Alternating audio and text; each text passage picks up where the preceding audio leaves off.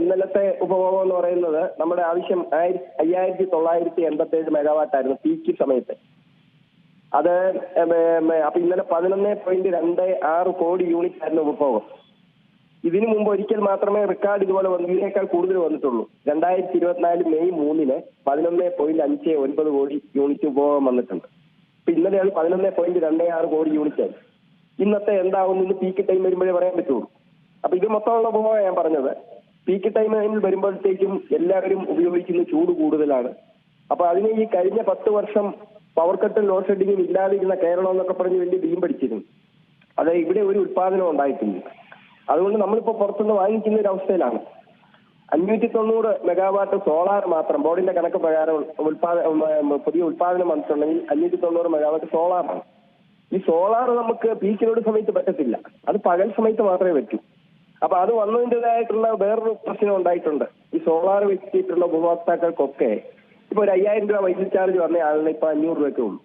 അതുകൊണ്ട് സാമാന്യം ഭേദപ്പെട്ട വീടൊക്കെ ഉള്ളവരൊക്കെ എന്ത് ചെയ്തിട്ടുണ്ട്, സോളാർ വെച്ചു. ഏതാണ്ട് 2 ലക്ഷത്തിലധികം പേര് സോളാർ വെച്ചിട്ടുണ്ട്. അവരൊക്കെ അപ്പൊ സ്വാഭാവികമായിട്ടും വീടുകളിൽ AC വെച്ചിട്ടുണ്ട്. ഈ സമയത്ത് AC ഉപയോഗിക്കും. അവർ പകലുണ്ടാക്കുന്ന കറണ്ട് 3 രൂപ 30 പൈസയുടെ കറണ്ടാണ്. അതിന് തുല്യമായിട്ടുള്ള കറണ്ട് KSEB വൈകിട്ട് അവർക്ക് അങ്ങോട്ട് കൊടുക്കും. അതുകൊണ്ട് എല്ലാവരും ഉപയോഗിച്ചു. അപ്പൊ ഇത്രയും പീക്കിലോട് സമയത്ത് കണ്ടെത്തേണ്ട ഒരു സാഹചര്യം എത്തിയിരിക്കുക.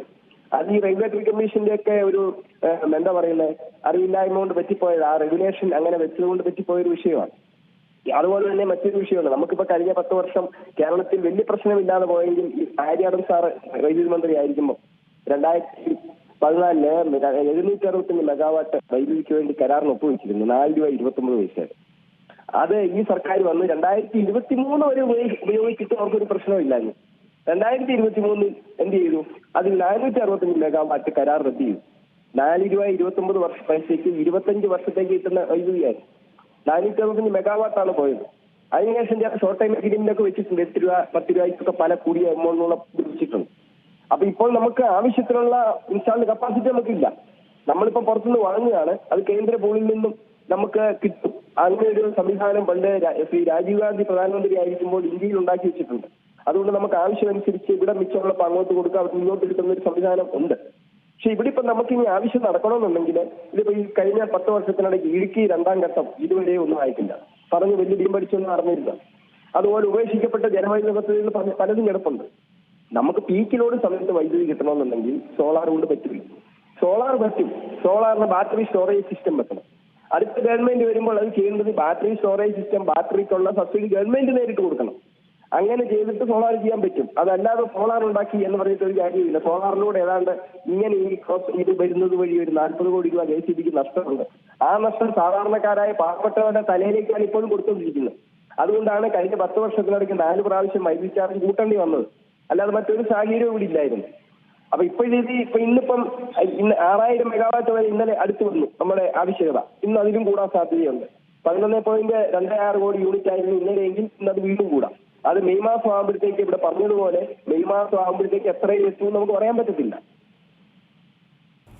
അതാണ് ഈ ചൂട് കൂടി നിൽക്കുമ്പോൾ ഒട്ടുമിക്ക വീടുകളിലും AC ഒക്കെ ഉള്ളതാണ്. അപ്പോൾ അതൊക്കെ ഉപയോഗിക്കുമെന്നുള്ള ഒരു ഉറപ്പാണ്. ഇനിയും ഇത്തരത്തിൽ ഇനിയേറെ വർദ്ധിക്കുകയാണെങ്കിൽ അത് വലിയ രീതിയിലൊരു പ്രതിസന്ധിയിലേക്കായിരിക്കുമോ പോകുന്നത്?